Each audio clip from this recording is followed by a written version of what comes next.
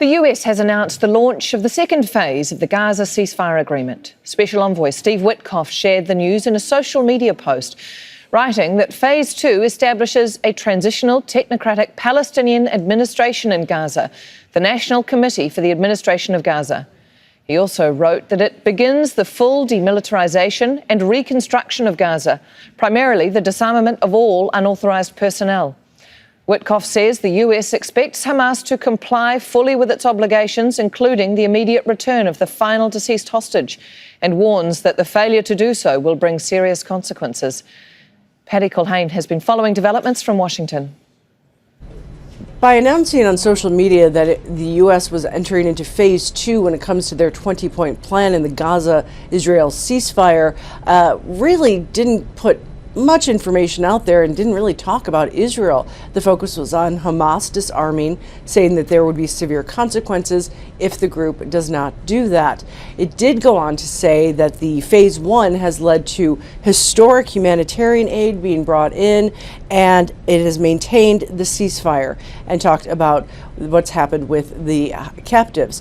That said, Israel has not maintained the ceasefire. In fact, there are believed to be 1,193 violations since the ceasefire from Israel into Gaza, including the deaths of 442 Palestinians and injuring 1,240. And there are big questions about how much aid is in fact getting in, with international groups, the UN, complaining that Israel is still not allowing nearly enough supplies into the strip. So the bottom line here, there isn't information about the international support force that's supposed to be going in. Again, no information on what Israel's supposed to do. Clearly trying to send a message that Hamas needs to disarm or else. Paddy Culhane, Al Jazeera, Washington. Tahir al-Nounou, media advisor to the head of Hamas's political bureau, told Al Jazeera the group welcomes the formation of the administrative committee for the Gaza Strip. He said Hamas must work with mediators and the international community to achieve calm and a return to normalcy in Gaza. He also said mediators are making great efforts to compel the occupation to implement what was agreed upon. Al-Nounou accused the Israeli army of trying to break the ceasefire agreement and added that Hamas is working with mediators to open the crossings, allow aid in and secure the withdrawal of occupation forces from the Gaza Strip. For more, let's go now to Hind Khoudary, who's live for us in Gaza City. And Hind, what has been the reaction in Gaza to that announcement of a move to phase 2? Well, just like you said it, an announcement, a symbolic announcement to phase 2. Palestinians did not see anything on the ground. There's no change.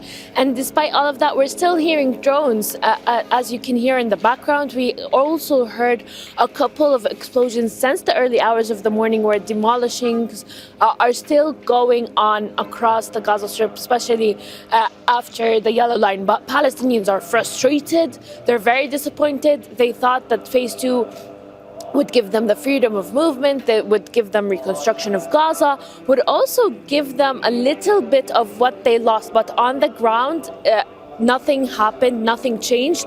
What we know so far is there are 15 members that have been approved on to be ruling Gaza, but there are a lot of questions and concerns. How is this going to happen? What is going to happen to the people here?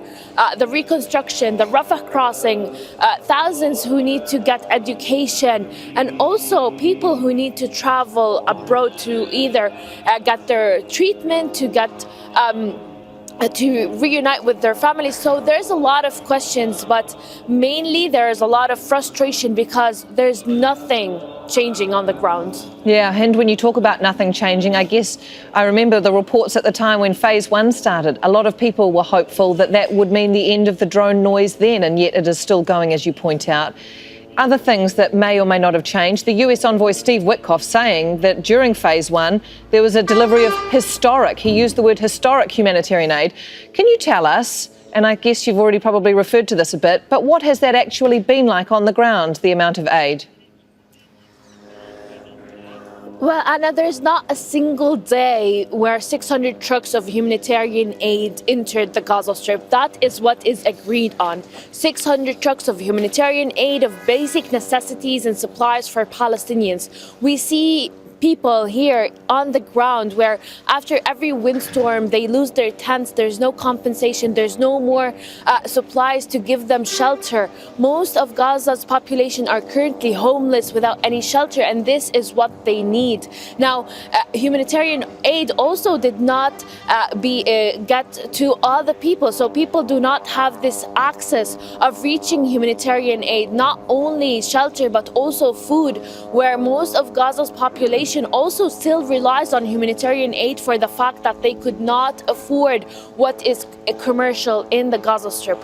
And also what has been historic is Israel banning at least 37 NGOs that are serving in Gaza, that are operating in Gaza, and not give them or renewing the registration. So we're seeing limited humanitarian access, we're seeing limited humanitarian aid, and what is coming in right now is definitely not enough and definitely not historic. Hind, thank you so much for that. That's Hind Khoudary joining us from Gaza City.